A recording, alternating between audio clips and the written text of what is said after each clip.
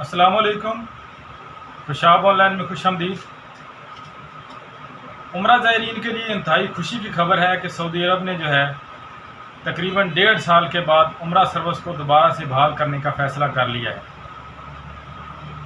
Saudi अरब की जानिब से ऐलान किया गया है कि यकम मुहर्रम तकरीबन 9 या 10 अगस्त 2021 को उम्रा सर्विस दोबारा से शुरू कर दी जाएगी।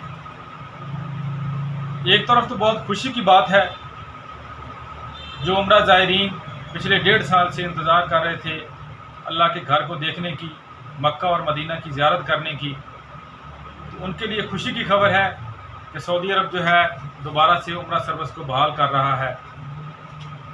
और दूसरी तरफ जो है थोड़ी सी परेशानी भी है, क्योंकि सऊदी अरब ने जो शर्त रखी है, जो शराइत हैं उनकी, वो ज़्यादा सख्त है। तकरीबन 9 ममालिक ऐसे हैं जिनके लिए सऊदी अरब ने शराइत जो है वो सख्त रखी है। इन 9 ममालिक में जो है पाकिस्तान, इंडिया, बांग्लादेश, तुर्की, इंडोनेशिया और मिस्र, जो कि बड़े इस्लामी ममालिक हैं और सबसे ज़्यादा उम्रा ज़ायरीन इन्हीं ममालिक से जाते हैं।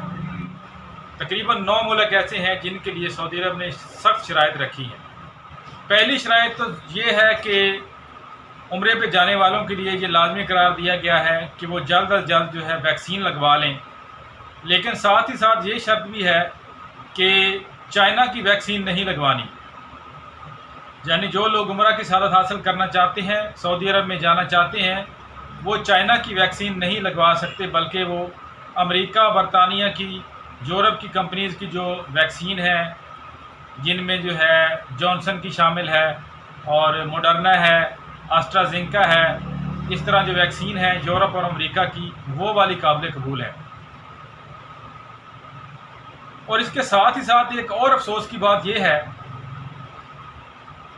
कि जिन ममालिक को सऊदी अरब ने जो है ग्रीन लिस्ट में रखा है, इनको ये भी कहा है कि ये सऊदी अरब का डायरेक्ट सफ़र नहीं कर सकते, यानी कि डायरेक्ट फ़्लाइट सऊदी अरब जाने वाली पे सफ़र नहीं कर सकते, बल्कि ये लोग ऐसी फ़्लाइट में सफ़र करेंगे जो वाया यानी कि इनडायरेक्ट होके जाती हैं किसी दूसरे ममालिक में स्टे करके। वहाँ पे जो है उम्रा ज़ायरीन को 14 दिन का करंतना करना पड़ेगा। अब यहाँ देखें तो पाकिस्तान में जो है एक तरफ तो हुकूमत ज़बरदस्ती सबको वैक्सीन लगवाने की कोशिश कर रही है, और दूसरी तरफ सऊदी अरब कह रहा है कि वैक्सीन लगी है या नहीं लगी, 14 दिन का करंतना करना पड़ेगा। ये तो अफसोस की बात है ना। और इसके अलावा जो है सऊदी अरब ने और जो है जो कंपनियां जो है उम्रे के वीज़े जारी करेंगी, होटलिंग वगैरह का इंतज़ाम करेंगी, जिन कंपनियों को जो है ठेका मिलेंगे उम्रा ज़ायरीन को भेजने के, उनके लिए कुछ और भी सख्त शराइत हैं। यानी कि वो कंपनी उम्रा ऑपरेटर जो है, वो उम्रा ऑपरेटर उम्रा ज़ायरीन को सऊदी अरब भेज सकेंगे जो सऊदी हुकूमत को 2 लाख सऊदी रियाल अमानत के तौर पे, यानी सिक्योरिटी के तौर पे जमा करवाएंगे। ये बहुत बड़ी रकम है, तो इसके लिहाज से तो बहुत चंद कंपनियां ही सामने आएंगी जो उम्रा की सर्विस करेंगी, बाकी छोटी छोटी कंपनियां तो ख़त्म हो जाएंगी। इस तरह जो है सऊदी अरब ने उम्रा सर्विस को बहाल करने की जो है कोशिश तो की है। एक तरफ जो है खुशी की खबर भी है उम्रा ज़ायरीन के लिए, लेकिन दूसरी तरफ परेशानी की खबर भी है कि जो लोग 14 दिन का करंतना किसी दूसरे ममालिक में करेंगे, तो उन ममालिक में जो है उनके जो करंतना के अखराजात होंगे, होटलिंग के, खाने पीने के और मेडिसिन वगैरह, वो सब खुद अदा करने पड़ेंगे। इस तरह तो ये बहुत बड़ी रकम बन जाएगी, अखराजात बढ़ जाएंगे उम्रा ज़ायरीन के, तो आम आदमी के लिए तो उम्रा करना बहुत मुश्किल हो जाएगा इस तरफ।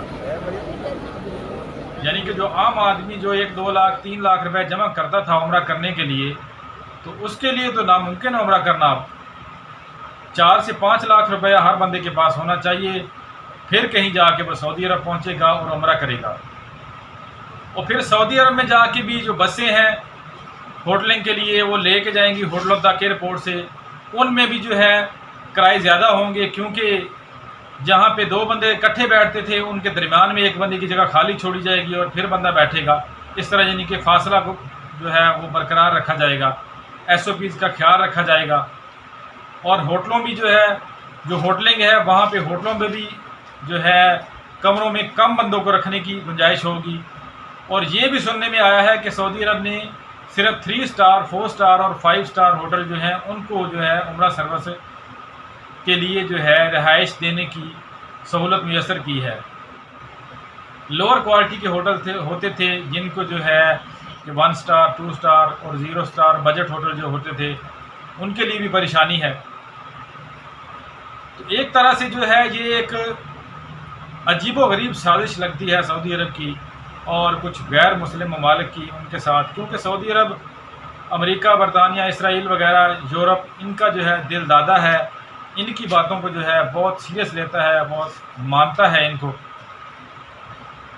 एक तरफ आप देखें तो यूरोप और अमेरिका, जापान, इस तरह बहुत सारे ममालिक में क्रिकेट, फुटबॉल के मैच चल रहे हैं। जापान में ओलंपिक गेम चल रही हैं, वहाँ पे तो कोई करंतना नहीं है। कुछ लोगों ने वैक्सीन लगाई है, कुछ ने नहीं भी लगवाई, वैसे सब चल रहा है, कोई शराइत नहीं है, कोई सख्ती नहीं है।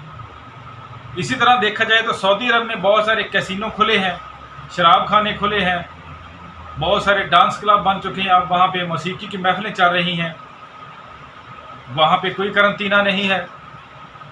वैक्सीन की भी जो 100% शर्त नहीं है, चलो वैक्सीन की शर्त होगी भी तो वैक्सीन तो लगवा ली जाएगी, ये इतना बड़ा इशू नहीं है। लेकिन ये जो 14 दिन की शर्त रखी गई है रोकने की, डायरेक्ट जा नहीं सकते लोग, तो ये उम्रा को ज़ायरीन को रोकने की बात है। और पिछले 1.5 साल से तकरीबन जो है मक्का और मदीना मुसलमानों की सबसे बड़ी इबादत गाह, जिसे देखने के लिए मुसलमान तरसते हैं, वो बंद पड़ी है और वीरान पड़ी है। और अब मज़ीद जो है तमाम बड़े इस्लामी ममालिक पर इस तरह की अजीब-ओ-गरीब पाबंदियाँ लगाई गई हैं कि वो कम से कम वहाँ पे जा सकें। तो अल्लाह ताला इनको हदायत दे और बाकी तमाम मुसलमान जिनके ऊपर ये पाबंदियाँ हैं उनके हुक्मरानों और सियासतदानों को सबको जो है ज़रा जागने की ज़रूरत है कि वो इकट्ठे हों। जिस तरह बाकी इश्यूज़ के ऊपर उठाते हैं आवाज़, इनके ऊपर भी आवाज़ उठाएं, इन मसाइल के ऊपर भी, कि सऊदी अरब इस तरह की हरकतें बंद करे और मक्का और मदीना को जो है मुकम्मल मुसलमानों के लिए खोल दिया जाए। जैसे ही कोई नई अपडेट आएंगी उम्रा के हवाले से या फ़्लाइट के हवाले से तो आपको आगाह कर देंगे। आज की वीडियो में इतना ही। वीडियो देखने का शुक्रिया। अल्लाह हाफ़िज़।